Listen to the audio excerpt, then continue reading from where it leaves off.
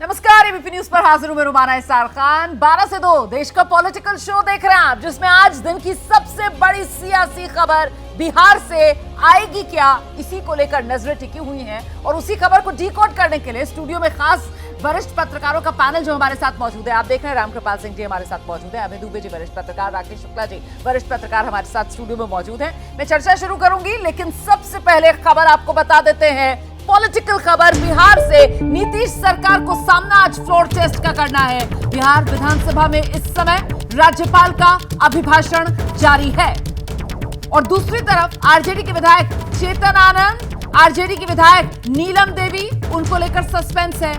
पहुंचे हैं या नहीं पहुंचे हैं विधानसभा के भीतर। आरजेडी कह रही है विधानसभा के भीतर तो पहुंचे हुए हैं, लेकिन उनको वहां सत्ता पक्ष के सचेतक के कमरे में बिठा रखा है जबरन। उधर दूसरी तरफ बीजेपी के एक विधायक हैं मिश्रीलाल यादव, उनकी गैर मौजूदगी को लेकर सवाल है। और जेडीयू के खाते से भी 2 विधायक हैं, जिसमें नाम डॉक्टर संजीव सिंह का और बीमा भारती का सामने आ रहा है कि वो कहां हैं। ऐसे में नीतीश कुमार विधानसभा में विश्वास मत पेश करने वाले हैं आज। अब नीतीश की अग्नि परीक्षा की घड़ी आ गई है।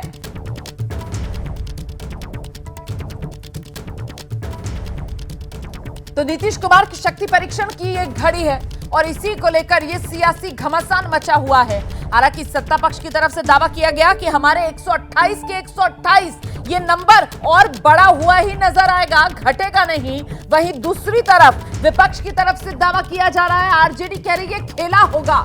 तो आखिरकार सियासत में बिहार की आज कौन सा खेल होने वाला है, इसी को लेकर सबकी दिलचस्पी है। सीधे आपको लेकर चलते हैं बिहार विधानसभा परिसर से। हमारे सहयोगी अभिषेक उपाध्याय इस वक्त मौजूद हैं। अभिषेक, राज्यपाल का अभिभाषण अभी जारी है और वहीं दूसरी तरफ इस अभिभाषण के बाद आज वो जो अविश्वास प्रस्ताव से लेकर विधानसभा अध्यक्ष के खिलाफ विश्वास मत तक नीतीश सरकार को पास करना है, उसी के अंगणित को लेकर किस तरीके से गहमा गहमी बनी हुई है, कौन कौन से विधायक जो गैर हाजिर, किस किस खेमे के, अपडेट क्या है?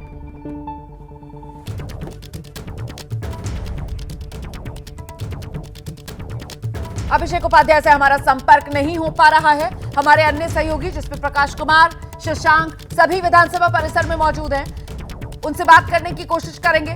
और इस सब के बीच जल्दी से एक क्विक रिएक्शन लेते हैं। स्टूडियो में हमारे साथ जो मेहमान मौजूद है, रामकृपाल जी, आपका आकलन क्या होने वाला है आज बिहार की सियासत में? मुझे तो लग रहा है कि नीतीश जी सफल होंगे, विश्वास मत हासिल कर लेंगे।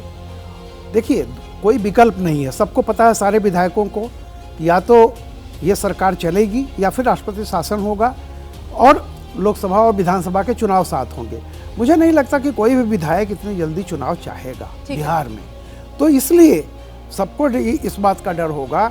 तो मुझे ऐसा लग रहा है कि नीतीश कुमार की नैया पार हो जाएगी। अभी सर, इस सवाल सिर्फ और सिर्फ बहुमत हासिल करने का है या फिर ये जो साख का सवाल नंबर्स को बनाया गया था ये मेंटेन रहे, ये बड़ी चुनौती? देखिए, मैं रामकृपाल जी से सहमत हूँ। नीतीश कुमार को विश्वास मत प्राप्त हो जाएगा।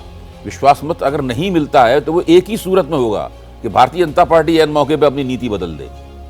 वो चाहेगी तभी नीतीश कुमार का विश्वास मत गिरेगा। और अगर उसने नीति बदल ली, भाई हमें नीतीश कुमार मुख्यमंत्री के तौर पर नहीं चाहिए, हमें राष्ट्रपति शासन चाहिए, हम उस तरीके से राजनीति करेंगे, वो भी कर सकते हैं। पता नहीं ऐन मौके पे क्या फैसला करें, लेकिन अभी तक जो दिखाई पड़ता है वो यही है कि उनको विश्वास मत प्राप्त होगा।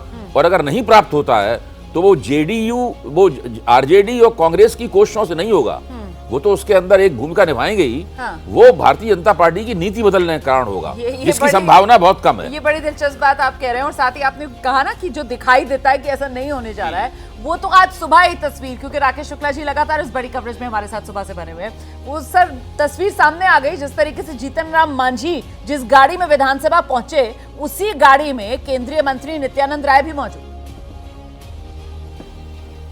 जी शुक्ला जी, देखिए, नित्यानंद राय जी साथ में लेके इसलिए गए क्योंकि कहीं ना कहीं जीतन राम मांझी जी को लेके एक आशंका प्रकट हो रही थी।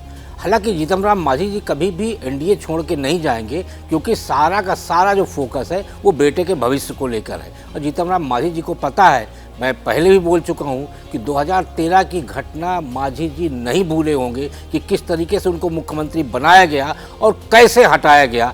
तो वही पुनरावृत्ति यदि मान लीजिए आरजेडी उनको कहती भी है, एक तो संख्या बल पूरा नहीं होगा, और यदि किसी तरह से यदि मुख्यमंत्री बनाती भी है तो उनकी दशा वही होने वाली थी जो दशा 2013 में हुई थी जी। तो एक तरह से भाजपा की तरफ से ये भी दिखाया गया कि हम सहयोगी दलों का पूरा सम्मान रखते हैं और पूरे सम्मान के साथ उनको लेके चलते हैं।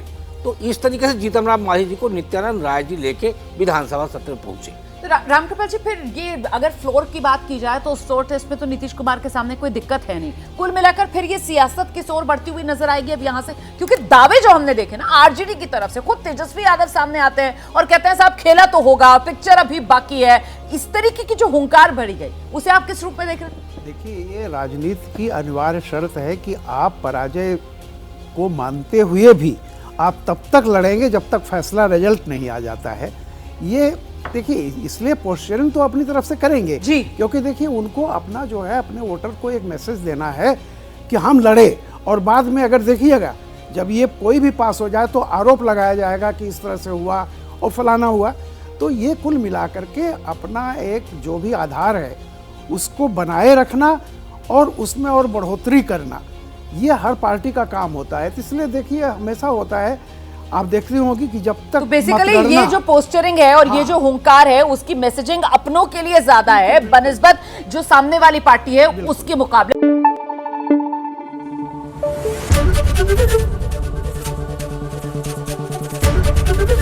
एबीपी न्यूज आपको रखे आगे।